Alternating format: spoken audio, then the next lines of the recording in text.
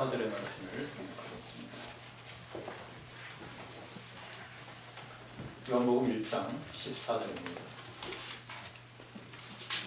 말씀이 육신이 되어 우리 가운데 거하시네 우리가 그 영광을 보니 아버지의 독생자의 영광이요 우리와 진리가 충만하더라. 아멘. 안녕하십니까?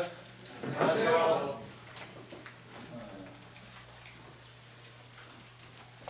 제가 여기 오니까 제가 아는 분이 딱 두 분 있습니다.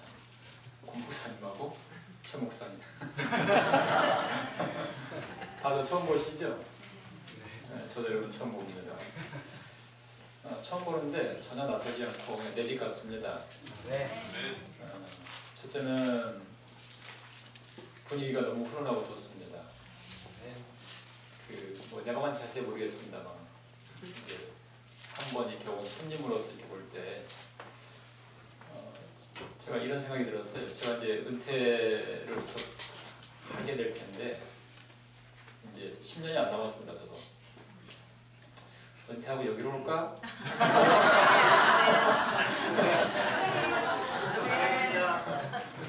첫째 그런 생각이 들었고 둘째로는 제가 용형교회에 있으면서 건축을 했는데 이 건축 전의 모습하고 너무 흡사합니다. 용형교회도 이렇게 상가 4층에 있었어요. 내 건물로 있었는데 이렇게 천장이 이렇게 얕았고 턱도 이 정도 되었었고 그리고 이제 이렇게 설교하면 바로 앞에 분이 이 정도 거리 있었고 의자는 뒤로 10줄 뒤로 좀 더 길었어요. 뒤로 보니까 이제 저 뒤에 작업반인데 작업반은 저렇게 넓지 않고 한 5명들하고 꽉 찰 정도의 좁은 작업반. 그러니까 실제로는 여기가 더 넓습니다. 더 뒤에까지 하면. 이제 거기 있다가 이제 건축을 해서 새로운 모습을 일으키고 있는데 어제 오늘 제가 이틀 짧게 봤습니다만 교회 전체가 하나님 안에서 새로운 꿈을 꾸고 계신 것을 보았고 또 이런 분위기라고 하나님께서 분명히 그 꿈을 이루어 주실 것이다 라는 확신을 가지게 되었습니다. 제가 학회가 다른 관계로 자주 여러분 뵐 수는 없지만 여러분들 가진 꿈들이 하나님 안에서 성취될 수 있도록 제가 기도로 돕도록 하겠습니다. 오해 안 오실 분도 계실 것 같아서 건축에 관련된 거 하나만 말씀드리겠습니다. 건축, 교회, 특별히 교회 건축에 있어서 제일 중요한 것이 무엇이라고 생각을 하십니까? 네? 돈. 성령. 현실적인 문제에 있어서 뭐가 제일 필요하지? 돈입니다. 제가 어제 개정 가서 자고 왔는데 이제 제가 장모님 성함도 모르겠습니다만 어디 계시? 이쪽에 계세요. 여기 계시네. 장모님 차 타고 왔다 갔다 하면서 잠깐 얘기를 들었는데 현재 교회가 계획하고 있는 규모하고 재정 상황을 보니까 많이 모자랍니다. 건축에 있어서 제일 현실적으로 중요한 것이 돈이죠. 근데 실제로 제가 건축을 해보니까 돈이 그렇게 중요하지 않습니다. 그보다 더 중요한 게 무엇이냐면 연합입니다. 제가 3번 하면서 제일 뼈저리게 느낀 것이 이 문제입니다. 연합을 깨면 누군가가 연합을 깨면 돈이 아무리 많아도 그게 절대 풍하지 않습니다. 아무리 외적인 건물이 좋다 할지라도 그 속에 있는 사람들이 하나님의 품성을 담지 않은 사람이 하나라도 있다면 그 하나를 인해서 다 깨집니다. 뼈저리게 느낀 것이. 그래서 여러분 돈 걱정하지 마시고 왜냐하면 만유의 주인이신 하나님께서 당신의 집을 짓는데 돈 안 주시겠습니까? 어떤 형태로든 주십니다. 그것을 방해하는 것이 연합을 깨는 것이. 그래서 여러분 가운데 제가 보니까 충청도라고 다들 선하게 생기셔서 서울 사람 좀 악합니다. 진짜 그렇습니다. 진짜. 그러니까 서울에 있는 목사들이 이런 얘기해요. 삼육대학, 시조사, 위생병원 이 기관들이 서울에 다 가까운 데 몰려 있잖아요. 여기서 멀수록 이 기관에서부터 멀수록 교인들의 신앙이 더 순수하다 이렇게 얘기를 합니다. 사실이기도 해요. 또 그것이 우리 목사님들 아마 무슨 얘기인지 아실 겁니다. 충청도 여기서 얼마나 멉니까?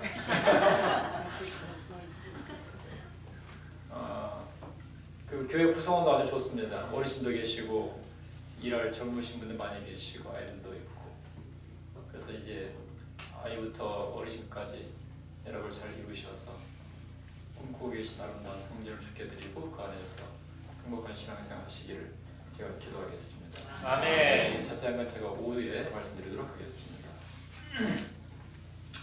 오늘 설교 제목은 아름다움입니다.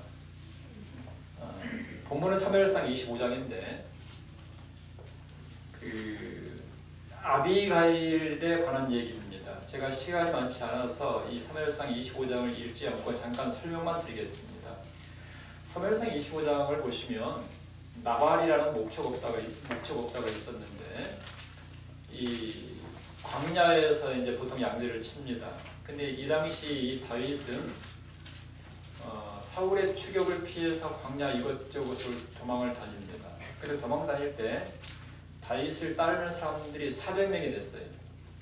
근데 이 400명의 이 도망 다니는 무리들과 그냥 도망만 다니는 것이 아니고 광야에서 그 목축을 하는 사람들을 이렇게 보호해주는 파수대 역할을 해요. 왜냐하면 강도가 많이 있었기 때문에 그 강도로부터 그 목축업자들 보호하는 일을 합니다. 역시 나발도 이 다윗의 보호를 받습니다. 이 성경에 기록된 목축업자 가운데 가장 부자였던 사람이 나발이었던 것 같아요. 다윗으로부터 많은 도움을 받죠. 근데 이 목축업자들에게서 제일 힘든 시기는 양털 깎는 시기입니다. 제일 힘든 시기이기도 하고 제일 기쁜 시기이기도 했어요. 양털을 깎으면 이제 수입이 나오기 때문에. 그래서 이 나발을 보호해줬던 이 다윗이 나발이 양털을 깎는다는 소식을 듣고 이제 끝나면 잔치를 하기 때문에 늘 광야를 쫓기면서 양식이 부족했기 때문에 자신과 400명의 군사들이, 그래서 이 목축업자 나발에게 10명의 자기 부하를 보내서 잔치 음식을 조금 나눠주기를 청합니다. 어쩌면 다윗으로서는 당연히 할 수 있는 일이었죠. 늘 그들을 보호해줬기 때문에. 근데 10명의 다윗의 그 부하들이 나발에게 가서 이 얘기를 했을 때 나발이 무시를 합니다. 무슨 소리냐? 요즘은 시대가 악해져서 종들이 자기 주인을 버리고 뛰쳐나오는 세상이 되었다라고 하면서 그 다윗의 종들을 무시를 해요. 근데 이야기는 나발이 다윗을 아주 욕을 하는 것이, 왜냐하면 종들이 주인을 무시하고 뛰쳐나왔다는 얘기는 사울의 신하인데 다윗이 그 사울을 버리고 도망 나왔다 이 얘기예요. 이제 돌아와서 이 나발의 이 다윗의 부하들이 다윗에게 이야기를 합니다. 그럼 다윗이 어떻게 했겠어요? 다윗이 화가 나가지고 400명의 군사를 무장을 시키고 나발을 쳐 죽이려고 합니다. 근데 이 소식을 나발의 부하들이, 그 종들이 나발의 아내 아비가일에게 얘기를 해요. 주인님, 우리 주인 나발이 이렇게 해서 지금 다윗이 우리를 쳐 죽이려고 오고 있습니다. 그러니까 이 현명한 아비가일이 그러냐, 빨리 음식을 준비해. 음식을 가득 싸서 나발을 죽이러 오는 다윗을 만나러 나갑니다. 그래서 길거리에서 만나서 그 다윗에게 절을 하고, 다윗은, 주인님은 이 어리석은 자 나발에게 관여하지 마시고 나를 봐서 좀 화를 푸십시오. 그래서 이제 다윗이 거기서 화를 풀고 다시 돌아가요. 조금 있다가 나발은 죽고, 나발이 죽은 다음에 이제 그 다윗이 아비가일을 청해서 자기 아내를 삼습니다. 이것이 이제 사무엘상 20장에 나타나는 이야기입니다. 자, 아까 제가 두 분 빼놓고 다 저를 처음 보신 분들인데 첫 인상이 어떻습니까? 어디서 본 것 같아요. 어디서 본 것 같아요? 네. 어디서? 그걸 모르겠어요.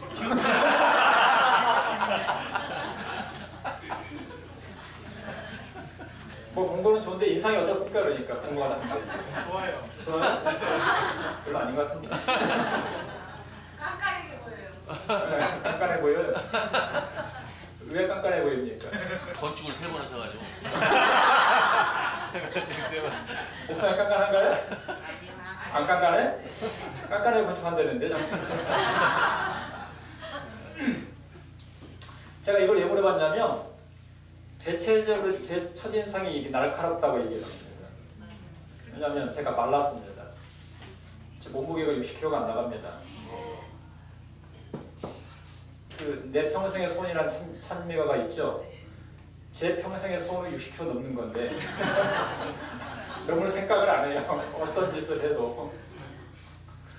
그 말라가지고 날카롭게 보이죠. 근데 이제 실제로 그 제가 말하는 이 말투도 지금 이제 나이를 좀 먹어서 많이 부드러워졌는데 예전 같은 경우는 거의 말을 안 하고 살았어요. 제가 결혼해서 처갓집 가면 저희 장일 어린이 저희 집사한테 그랬대요. 저렇게 말하는데 어떻게 뭐 설교 어떻게 설교를 잘하냐. 집에서도 밥 주라고 밥 줘, 뭐 줘, 자자 이거밖에 안 했어요. 그래서 우리 앞에서도 저는 이제 그 조금 이렇게 바른 말을 잘하는 스타일입니다. 생긴 것처럼. 이제 저희 앞에 목사들끼리 회의하면 주로 이제 바른 말 하는 사람 몇 사람인데 그 중에 한 사람도 저이기도 합니다. 그래서 이게 깐깐하게 보는 게 아까 실사님 말씀하신 게 맞습니다. 이미지가 그래요. 그래서 손병식 그러면 저를 아는 사람 그런 이미지를 이렇게 딱 떠오릅니다. 그렇죠? 권수진 하면 여러분들에게 떠오르는 이미지가 있죠. 이것을 이미지, 헬라어로 아이콘이라고 하는 것이에요. 아이콘. 그럼 이 사무엘상 25장에 나타난 이 아비가일의 이미지 아이콘은 무엇이냐? 성경을 읽을 때 여러분들은 이 아비가일이라는 이 여인에 관해서 어떤 이미지를 가지고 계셨습니까? 우선 이제 답부터 결론부터 말씀드리면 이 아비가일이라는 여인에게서 흘러나오는 이미지는 하나님을 경외하는 아름다움이에요. 누구를 경외하는? 하나님을 경외하는 아름다움. 이것이 이제 이 아비가일이 가진 이 이미지 아이콘입니다. 이제 이 아비가일의 아름다움은 다윗이 잃어버렸던 그 아름다움을 일깨우는 역할을 합니다. 즉 잃어버린 현세적 경건의 삶을 일깨우고 나발의 야비함을 책망하는 것이 이 아비가일의 아름다움이에요. 다른 말로 아비가일의 영성이라고 할 수가 있습니다. 아까 말씀드렸던 것처럼 그 사무엘상 25장을 보시면 그 나발을 죽이려고 다윗이 가죠. 자, 자기를 무시를 했을 때 여러분들이 이 위치에서 다윗의 위치에 있었다면 어떤 반응을 보이셨겠습니까? 내가 늘 보호해주고 도와줬던 사람이 나를 몰라하고 배신했을 때 그때 여러분들이 나타나는 반응은 무엇입니까? 분노죠. 보통 이 다윗 같은 그런 반응을 하게 될 것입니다. 다윗처럼. 이 상황에서 나발은 죽은 목숨이라 다름없었습니다. 여기서 다윗이 이성을 잃어버리죠. 다윗이 이 이성을 잃어버렸다는 것은 무엇이냐면 하나님의 기름 부음을 받은 자로서의 정체성을 잃어버렸다 이 소리예요. 이성을 잃어버렸다. 광야를 쫓기는 삶 속에서도 다윗은 미치광이 사울을 하나님께서 기름 부음을 받는 종으로 보는 아름다운 눈을 가진 사람이었습니다. 그러나 이제 그의 눈에 나발은 죽어야 할 사람으로밖에 보이지 않았습니다. 다시 말하면 이 상황에서 다윗은 또 다른 사울이 될 위기에 처해 있었다 이 소리예요.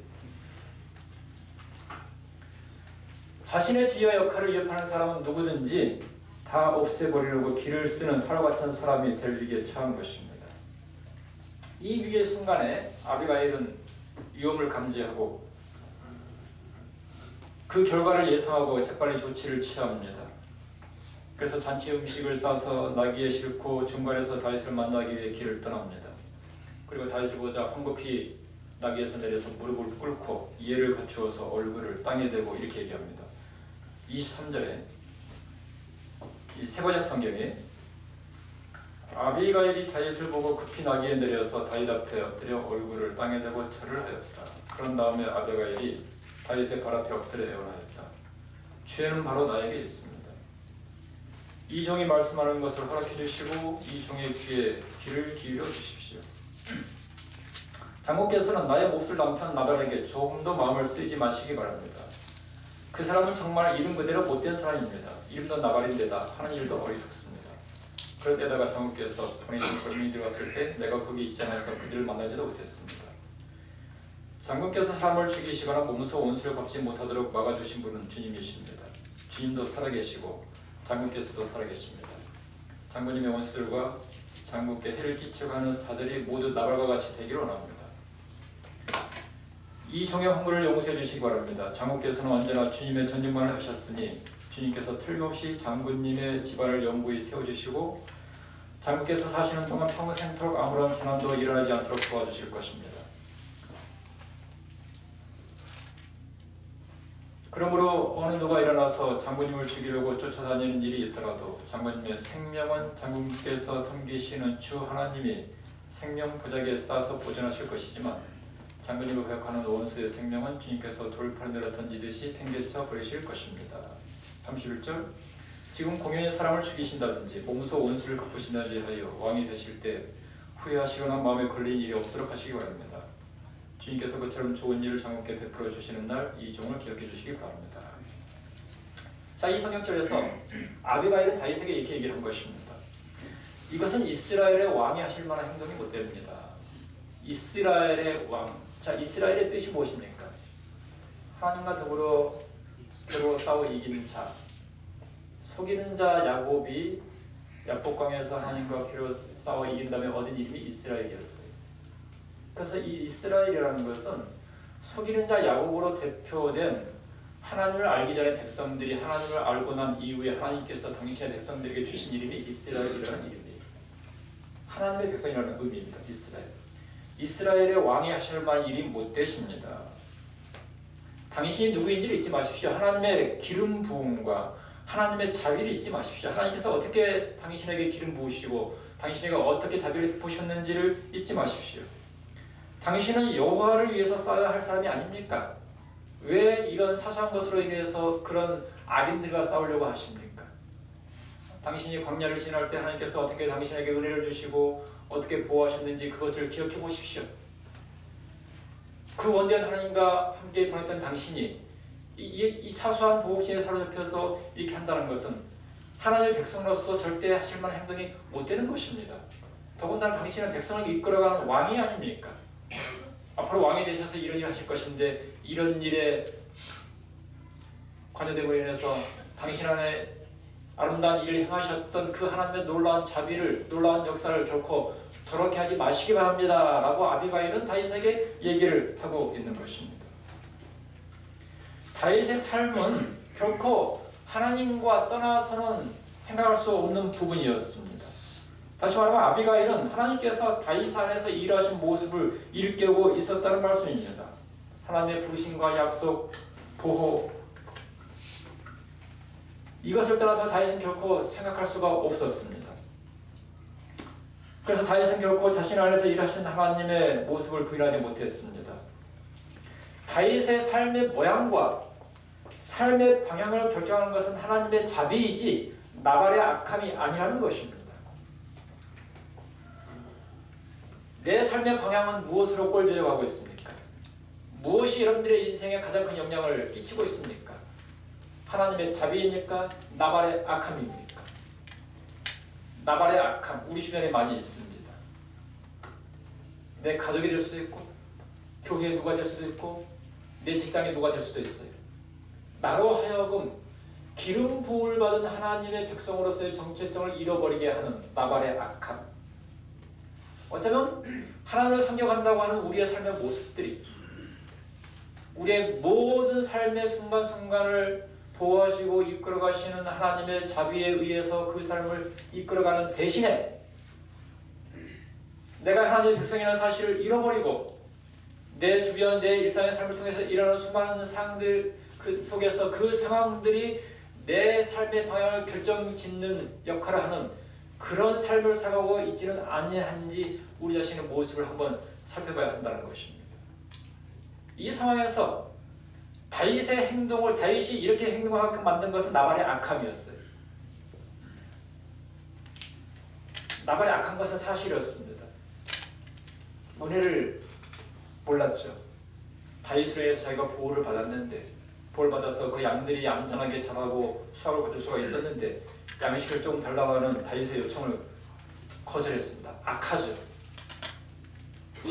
그러나 이 나발이 이런 악한 짓을 했다고 해서 다윗의 삶까지 악하게 끌려갈 필요는 없다는 것입니다. 왜요? 다윗의 삶은 나발을 포함한 주변의 여러 사울도 마찬가지고 다윗의 삶을 방해하는 수많은 사람들이 있었지만, 그러나 그 상황들이 있을 때마다 다윗은 늘 그 악한 환경, 악한 사람을 보는 대신에 자신을 향한 하나님의 사랑과 자비를 늘 바라보고 살아왔기 때문에 그런 위대한 일을 할 수 있었다는 사실입니다. 이렇게 살아왔던 다윗이 한순간에 나발이라는 사람으로 인해서 지금까지 쌓았던 자신의 모든 신앙과 영생이 와르르 무너져 버린 것입니다. 우리도 그럴 수 있습니다, 여러분. 우리는 지금까지 하나님의 자비와 사랑 가운데 지금까지 우리의 삶을 쭉 살아왔어요. 근데 어느 한순간 나발의 악함이 내 삶 속에 치고 들어왔어. 내가 지금까지 쌓았던 내 영생의 모든 것을 무너뜨리는 그런 경험들이 있다는 것입니다. 여러분들의 삶의 방향은 무엇으로 꼴져가고 있습니까? 하나님의 자비입니까? 나발의 악함입니까? 기억할 것은 이 두 가지는 늘 우리 삶에 존재한다는 사실입니다. 늘 있습니다. 그리고 그 둘 중 하나는 늘 우리를 지배하고 우리는 그 영향 아래서 살게 되고 결국은 그 결과를 거두게 될 것입니다. 아비가일은 하나님께서 다윗의 삶에 개입하심을 증거합니다. 이렇게 얘기합니다. 물매로 던지듯 던져버리실 것입니다. 당신을 방해하는 모든 사람들을 물매로 던지듯 던져버리실 것입니다. 물매로 뭘 던졌습니까? 뭘 얘기하는 것입니까? 네? 다윗에게 물매는 무엇입니까? 골리앗이에요. 골리앗. 아비가일이 다윗에게 당신의 원수들을 물매로 던지듯 던져버리실 것입니다 라고 얘기했던 것은 이 얘기예요. 당신이 어린 소년 다윗이었을 때 하나님과 함께한 당신에게 하나님께서 어떤 놀라운 일을 하셨는지 그것을 기억하라 이 소리예요.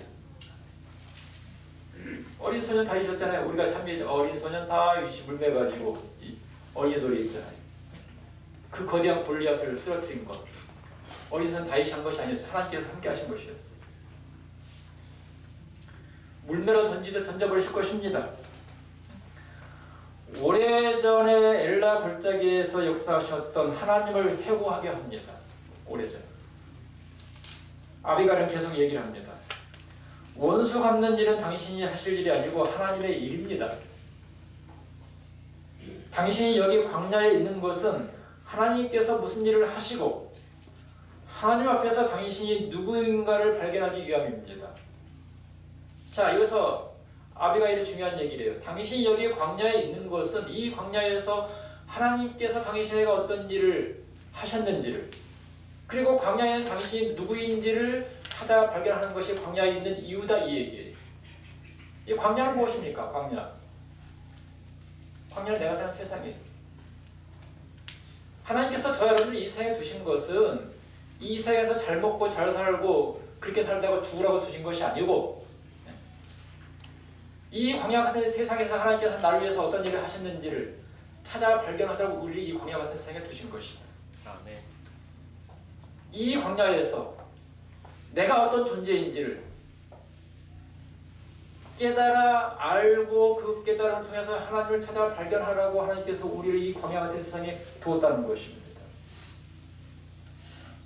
그래서 선지자는 얘기하기를 우리는 이 세상을 잠시 지나가는 나그네라고 얘기를 했어요. 나그네와 방랑자의 다른 점이 무엇입니까? 네? 나그네는 목적지가 있어요. 방랑자는 목적지가 없어요. 그리스도인들의 삶을 보게 되면 방랑자처럼 살아가는 사람들이 있어요. 목적 없이. 그럼 우리는 방랑자가 아닙니다. 나그네예요. 나그네.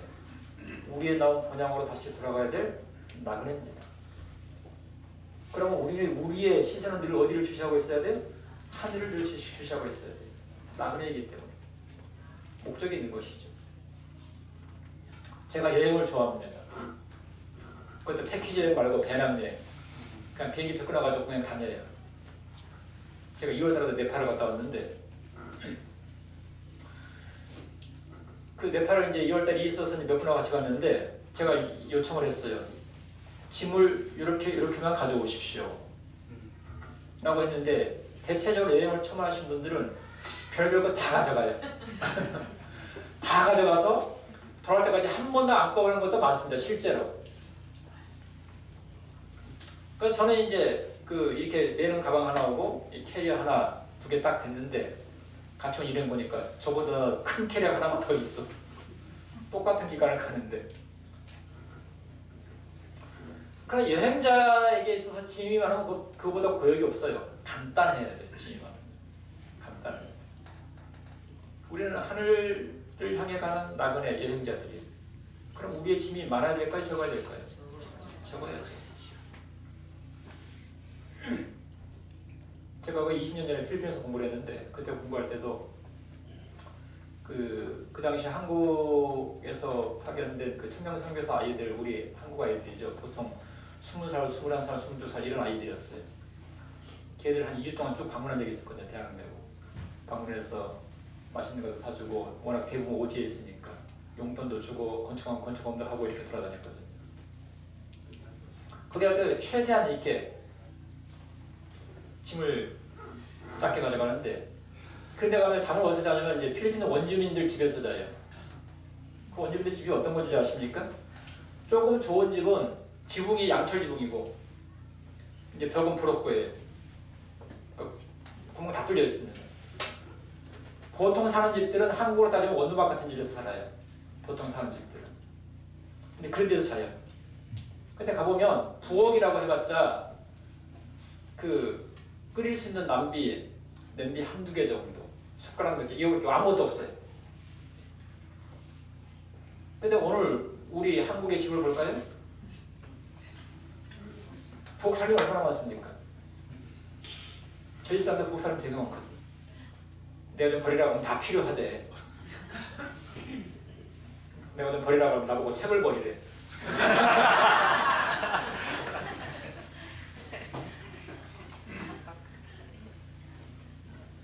필리핀에 있는 사람도 그릇 한두 개 가지고 사는데 별 지장이 없어요. 불편은 좀 하겠지만은 한국에 만큼 가지고 있어도 그냥 한 인생 살아가는 거, 한 인생. 그쵸? 한 인생 살아가는 것이. 지금 당장 예수께서 오시면 내가 버려야 될 것들 한번 생각해 보십시오. 과연 이것을 내가 쉽게 버릴 수가 있을 것일까? 또 여러분께서 이제 교회 건축을 꿈꾸고 계시고 함께 협력하고 있는데 이제 건축하면 헌신을 해야 됩니다. 제가 이렇게 얘기해요. 건축하려면 헌신을 해야 되는데 어떤 헌신이 해야 되느냐? 최대한의 헌신을 해야 돼요. 최대한의 헌신. 안 그러면 이거 불가능합니다. 그래서 건축이라는 것은 어떤 사람에게 복이 되지만 어떤 사람에게는 시험거리가 돼요. 제가 3번 다 그랬습니다. 3번 다. 누구에게는 축복이 되면 누구에게는 저주가 되는 것이 건축헌금이에요. 헌금하셔야 되잖아요. 그렇죠? 지금부터 준비 잘 하십시오. 기도하시면서.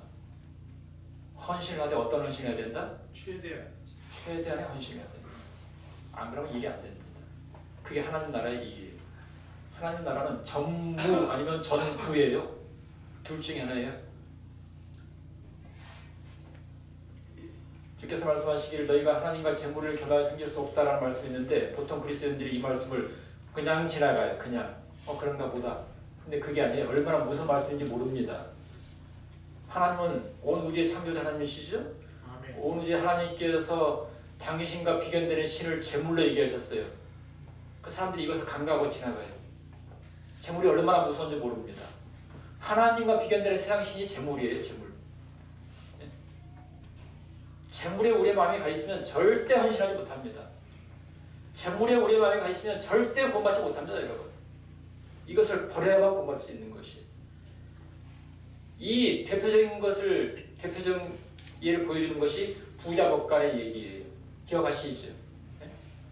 부자법관 오늘날 따지면 교회 다니는 사람이었고 신실한 청년이었어요. 돈도 많은 사람이었습니다. 구원받고 싶었습니다. 율법을 다 지켰다고 얘기를 했어요. 그때 예수께서 내게 한 가지 부족한 것이 있으니 내게 모든 것을 다 팔아서 가난한 사람에 나눠주고 그리고 와서 나를 쫓으라 그랬죠. 이 얘기는 뭐냐면 내가 너 보니까 돈에 대한 욕심이 나를 사랑하는 것보다 더 크다 이 얘기예요. 그거 버리지 못하면 너 천국까지 못한다 이 얘기입니다. 그 마음을 버려라 이 소리예요. 버려라. 이 청년 버리지 못했습니다. 그 예수님에서 떠나갔죠. 그리고 그 뒤로 이 청년에 대한 기록이 없어요. 없는 거 봐서 아마 그 많은 재물을 누리고 살다가 잘 죽은 것 같아. 이제 그게 끝이지.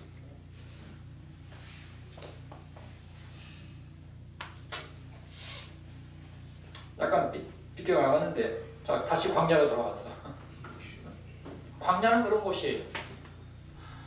이 광야 같은 세상에서 하나님께서 나를 위해서 어떤 위대한 일을 행하셨는지 그것을 찾는 것이 광야에서 우리가 해야 될 중요한 일이고, 그리고 이 광야 같은 세상을 살아가면서 내가 하나님 앞에서 어떤 존재인지를 다시금 바라보는 것이 광야에서 해야 될 우리가 두 번째 중요한 일이에요. 광야에서 잘 먹고 잘 사는 것이 우리의 목적이 아니라 이 소리죠.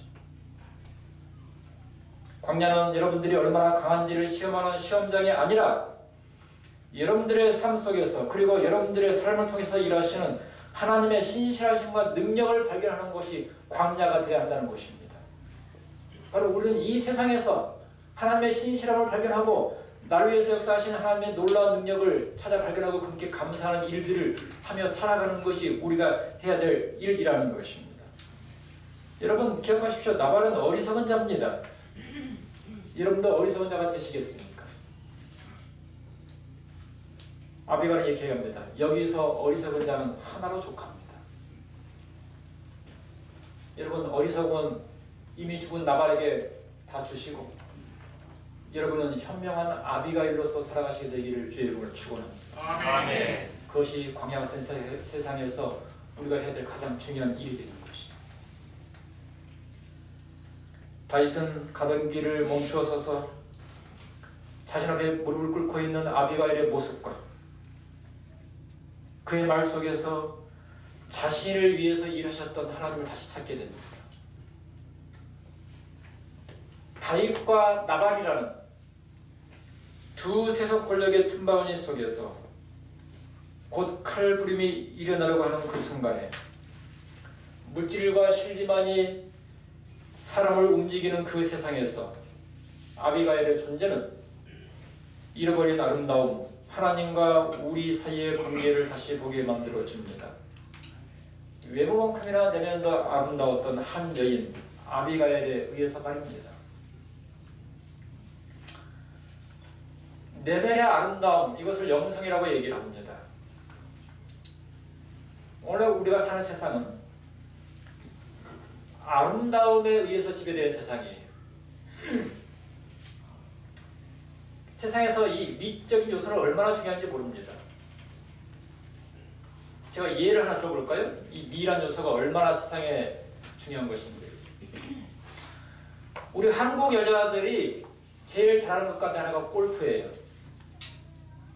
지금 현재 한국 남자들이 전 세계 골프를 주름잡고 있습니다.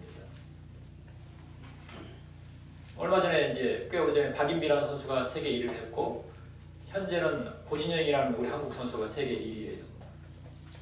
뭐 유명한 사람들 다 하고 있는데, 근데 이제 세계 1위를 한 번도 해보지 못한 한국계 미국인이 이제 미셀이라는 그 아가씨입니다. 이 미셀이라는 여아씨는 한국계 미국인인데 부모님이 한국 사람이에요. 국적이 미국 사람인데, 근데 이 미셀이가 버는 돈이 얼마 전에 세계 1위였던 박인비보다 훨씬 더 많았어요. 실력은 없는데 왜 그런지 아세요? 예? 외모예요, 외모. 기럭지. 기럭지 모르는데 미셀이라는 이 아가씨는 되게 이뻐요. 근데 박인비는 그렇지 않아요. 몸도 좀 뚱뚱하고 별로 안 이뻐요. 그러니까 기업들이 스폰서를 안 듣는 거예요. 또 그 공치는 거 쫓아다니는 사람을 갤러리라고 하는데 그 미셸을 쫓아다니는 사람이 이 박인비 쫓아다니는 사람보다 훨씬 더 많습니다. 이게 무엇에 의해서 좌우되느냐? 외적인 미에 의해서 좌우되는 것이에요. 외적인 미. 외적인 것에 의해서 우리는 판단을 하고 판단받습니다. 그렇죠?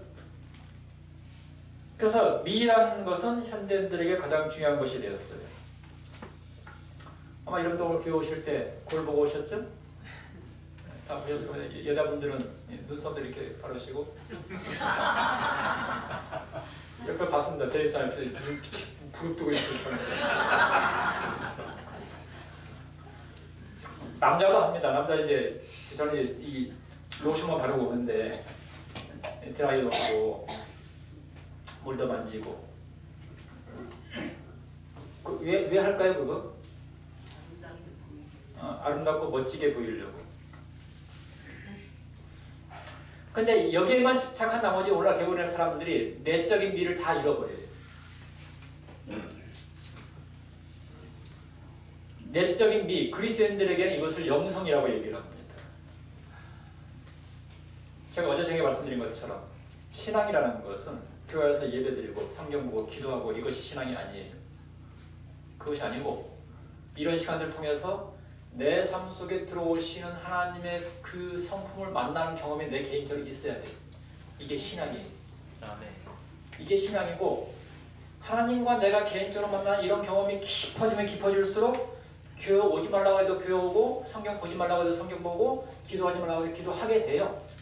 이런 것들은 하나님을 만나는 결과로서 자연스럽게 나오는 것이지 하나님을 만나는 경험이 전혀 없이 그냥 성경 보고 기도하는 것만 통해서 자신의 신앙을 유지시키려 하는 것, 이것은 바리새인이에요. 형식적인 신앙이라 있어요. 그건 내적인 미가 아닙니다. 사과나무니까 뭐가 달려요? 사과가 달려요. 사과나무에다 배를 달아놓으면 그게 배나무가 됩니까? 안 되죠. 오늘 대부분의 신앙인들이 그렇게 살아가요. 죄인이라는 나를 그냥 두고 이 옆에다가 의의 열매, 즉 좋은 행동들만 달아놔. 착한 행동들만. 그리고 자기가 그리스도인 된 것처럼 착각을 해. 아니에요. 아무리 달아놓은들 그것은 형식에 불과한 것입니다. 내 본성이, 내 영혼이 하나님의 품성을 만나는 경험들이 없으면 그것은 죽은 신앙이에요. 죽은 신앙. 끊임없이 자신의 삶을 통해서 하나님의 품성을 만나는 경험들이 있어야 이것이 역동적인 신앙이 되는 것이죠. 제가 보니까 우리 세종행복교회는 그런 분들이 많으신 것 같아요. 제가 뭘 보고 느낀 줄 아십니까? 제가 지금까지 다녀본 교회 가운데 꽤 여러 개 다녔거든요. 중앙교회 많이 가고 다녀본 교회 가운데 아멘 소리가 제일 커요. 막 육살하고 그 살아있다는 것이거든요. 죽은 사람은요, 영적으로 죽은 사람은 아멘 절대 안 합니다. 그냥 설교자가 설교하면 맞다 그러면 속으로는 이 정도 끝나요. 절대 아멘 안 합니다. 짝사랑은 필요 없는 사랑이에요. 그죠? 내가 누구를 사랑하면 내가 너 사랑한다고 표현을 해야 상대가 나를 사랑한다고 하는지를 알아. 백날 짝사랑 해보십시오. 상대가 아나 몰라요. 똑같습니다. 하나님과 관계에 있어서도 내가 하나님을 사랑하면 하나님을 사랑한다고 표현을 해야 돼. 여러분들이 말씀드리면 아멘이라고 적극적으로 하신 것처럼 그렇게 표현해야 아는 거예요. 하나님은 이 부분에서도 좀 바보야. 우리가 표현하면 하나님은 몰라. 그러니 그 바보인 하나님에게 알도록 우리가 어떻게 해야 되겠어요? 아멘을 더 크게 해야 되겠죠. 아멘. 그래요. 자식 다 똑같아도 부모 마음에 똑같이 사랑하는 게 아니에요. 그렇죠? 더 이쁜 놈이 있고 좀 미운 놈도 있어. 웃는 건 사실이죠. 똑같아요. 그래서 여러분, 하나님께 여러분의 사랑을 표현하십시오. 그래야 사랑의 관계가 더 깊어지는 것이에요. 주께서 이 땅에 사랑으로 오셨느냐? 우리가 더 깊은 사랑의 관계를 나누시기 위해서 사랑으로 오신 것이에요. 그래서 그 하나님께 여러분들의 사랑을 더 적극적으로 표현해 주시길 간절히 바랍니다. 아멘. 감각적인 것에 영성이 없는 것이 죄예요. 참된 아름다움이란 껍데기만 드러내는 것이 아니라 언제나 내면의 선과 진실을 드러내는 것입니다.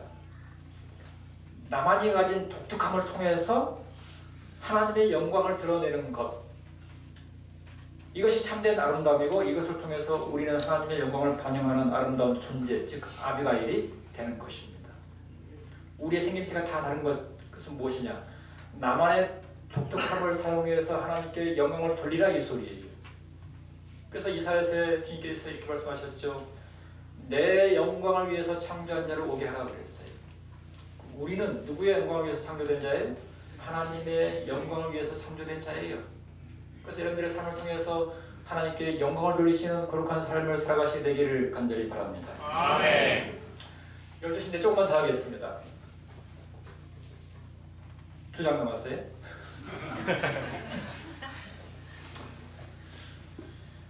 세상은 언제나 우리를 화나게 만듭니다. 그게 세상이에요. 그리고 세상이 나를 화나게 만들면 우리는 그것을 바로잡겠다고 다윗처럼 분노라는 군사를 이끌고 쳐들어갑니다. 그러나 아비가일이라는 영성은, 그것은 우리가 또 다른 어리석음에 빠지는 일임을 경고합니다. 그리고 영성은 분노한 우리 앞에서 무릎을 꿇고 내 안에 역사하셨던 하나님의 아름다움에 관하여 증거하며 잃어버린 영성, 잃어버린 영적 아름다움 찾기를 호소합니다. 다윗은 나중에 기도를 통해서 이 나발의 어리석음에서 벗어납니다. 그래서 이 시편 14편은 이 나발 어리석은 자에 관한 이 다윗의 최종 판단이 시편 14편이에요. 제가 최번역을 읽어드릴게요. 어리석은 사람은 마음속으로 하나님이 없다 하는구나. 그들은 한결같이 썩어서 더러우니 다른 일을 하는 사람이 아무도 없구나.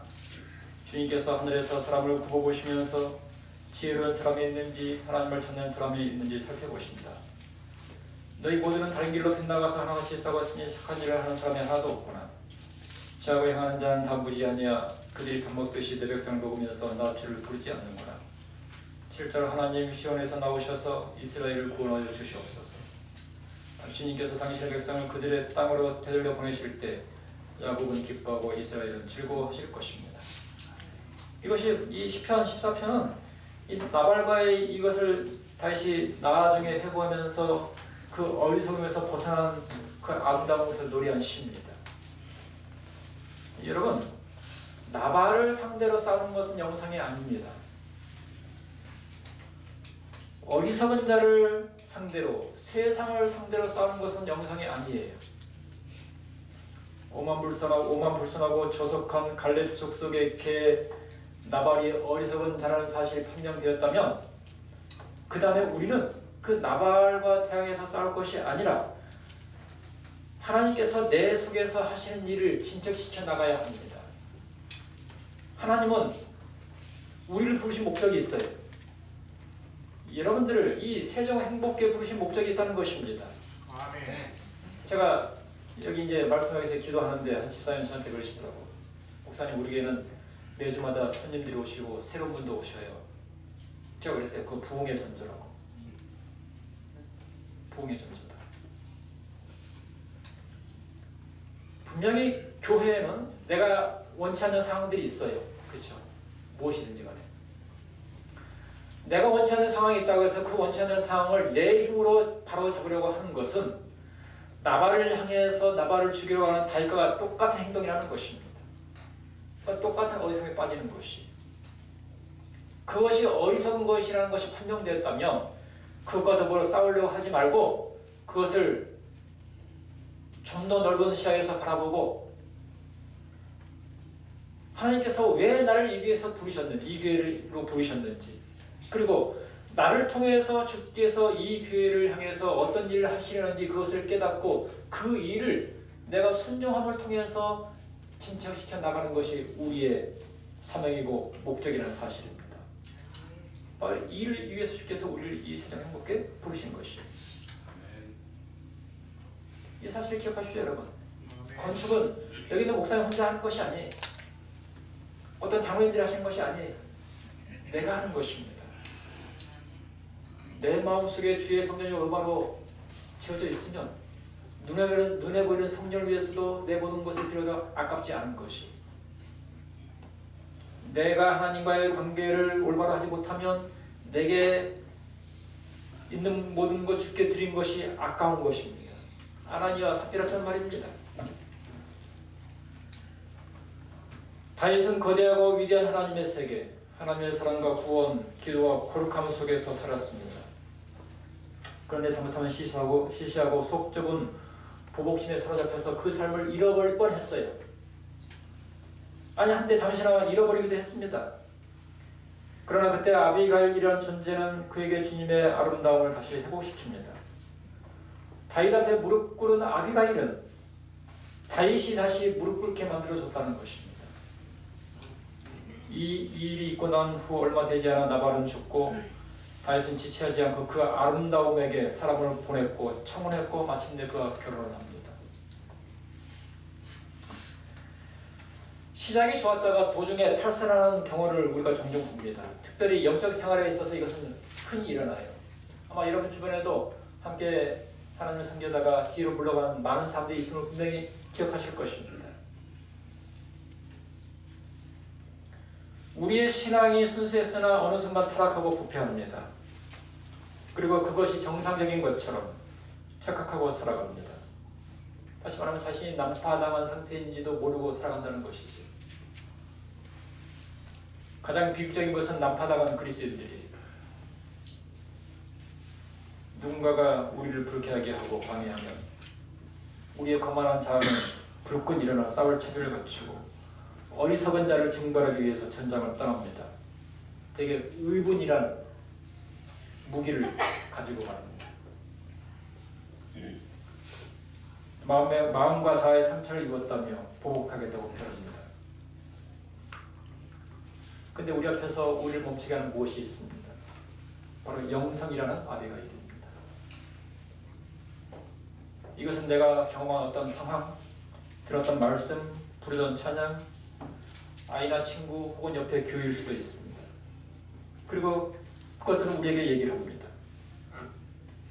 아비가일이 다윗에게 당신의 지금의 행동은 기름 부음 받은 자로서의 행동이 아닙니다 라고 말했던 것처럼 내 앞에 무릎 꿇은 아비가일은 똑같이 내게 얘기를 하는 것입니다. 당신의 행동은 기름 부음을 받은 그리스도인으로서의 행동이 아닙니다. 왜 자신의 존재를 잃어버리고 나발 어리석은 사람과 똑같은 사람이 되려고 하십니까? 우리는 이 죄 많은 세상을 살아가면서 내 앞에 무릎 꿇고 있는 아비가일이라는 영성을 보는 눈을 가져야 합니다. 아멘.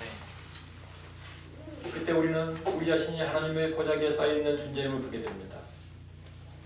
나발이라는 것은 우리 삶의 본분에 결코 들어올 수 없는 하찮은 것, 갑주에 불과한 것임을 깨닫게 되는 것입니다. 바로 이것이 말씀이 우리 가운데 거하시는 결과예요. 그래서 요한복음 1장 14절에 이렇게 말씀하셨죠. 말씀이 육신이 되어 우리 가운데 거하심에 우리가 그의 영광을 보니 아버지의 독생자 영광이여 은혜와 진리가 충만하더라. 여러분, 우리 가운데 거하시는 말씀이신 하나님, 그분을 여러분들의 삶에 모시고 살아가시게 되기를 간절히 바랍니다. 아멘. 그럴 때 아비가일이란 영성은 늘 우리 앞에서 우리가 하여금 우리 주님께 무릎 꿇게 만드는 것입니다. 나발이라는 것들, 우리 삶을 어렵게 만들고 힘들게 만드는 이런 모든 것들은 아주 하찮은 것으로 치부하게 돼요. 여자분들은 이제 한 말씀만 하고 마실게요. 어려서 고무줄 하고 노셨죠? 고무줄? 네? 남자들은 뭐하고 놀았습니까? 제기 차고 또 딱지 치고 구슬치기 하고 놀았죠? 제가 혹시 다음에 오면 건축하면 저 한번 불러주세요. 대답을 안 하네. 혹시 불러주시면 그때 제가 올 때 여자분들에서 고무줄하고 남자분들 딱지 좀 가져올게요. 가지고 노십시오. 가지고 노시겠습니까? 네. 네? 지금 이렇게 성인이 돼가지고 남자들은 구슬치기나 딱지치기 별로 재미없어요. 그렇죠? 여자들은 고무줄 재미없어요. 이 나이에 맞는 재미들이 있잖아요. 그렇죠? 이게 뭐냐면 이 고린도 전서에 내가 장성한 사람이 되어서는 어린아이 일을 버렸다는 표현이 있는데 크고 우리의 삶이 더 넓어지면 어릴 때 한 모든 것들이 하찮게 되는 것이 그렇죠? 똑같은 이치입니다. 내 영혼이 하나님의 그 자비하심과 아름다움 속에 살아간다면 나발이나 이런 것들은 내 삶에 하찮은 것으로밖에 안 보이는 것이 그런 것들이 내 삶에 전혀 영향을 못 끼치는 것이 그것이 우리가 하나님 안에서 자라가는 것입니다. 그것이 신앙이고 그것이 영성이에요. 여러분. 그래서 여러분 아비가일 같은 이런 영성을 가지고 살아가시게 되길 간절히 바랍니다. 아멘. 어떤 상황 속에서도 아비가일처럼 여러분 자신의 삶을 향한 하나님의 은혜와 자비를 잊지 않는 그런 삶을 살아가셔서 아름다운 신앙, 아름다운 영성을 가지고 살아가시다가 주께서 오시는 그날에 그 아름다우신 우리 주님 모두가 뵙게 되길 간절히 바랍니다. 아멘. 다시 한번 주의 은혜가 세상 한국교회 모든 교우들에게 또 교회가 계획한 모든 일에 함께 하시게 되길 바라면서 말씀을 마치겠습니다. 아멘.